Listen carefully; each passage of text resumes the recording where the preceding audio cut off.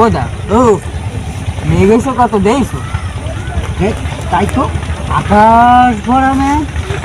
ও দা ও ও কি পরিমাণ বৃষ্টি হচ্ছে কত চলে কি ঘুরে বেড়ানো যায় আর তো ঘুরে বেড়াই তার বৃষ্টির জন্য ঘুরে বেড়াতে পারিনি। তুমি বৃষ্টির জন্য ঘুরে বেড়াতে পারতেছো না। বৃষ্টি দরকার না, তোমার ঘোরার দরকার। বৃষ্টি দরকার, বৃষ্টি। কেন বৃষ্টি দরকার ধরো বৃষ্টি দরকার কেন তা বুঝবা। বৃষ্টি যদি না হতো, এই যে যত গাছ গাছালি দেখতেছো, ফল হয় জ্যৈষ্ঠ মাসে আম হয়, কাঁঠাল হয়, তারপরে জামরুল হয়, দেখছো?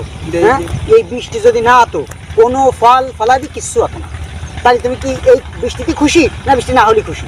খুশি, বৃষ্টি আরো বেশি হোক এটা আমি চাই। তোমার তো দরকার হচ্ছে তুমি গার্লফ্রেন্ডের দ্বারা যাবা, এই বৃষ্টি যাতে না হয়, তুমি রোদি রোদি ঘুরে বেড়াবে, হচ্ছে তোমার দরকার নাকি? না এবারে বৃষ্টি তো বৃষ্টি দরকার না, তাহলে তুমি বৃষ্টি বুঝিছো বৃষ্টি দরকার। তাহলে শোনো, বৃষ্টি হচ্ছে আল্লাহ তাআলার অশেষ একটা রহমত।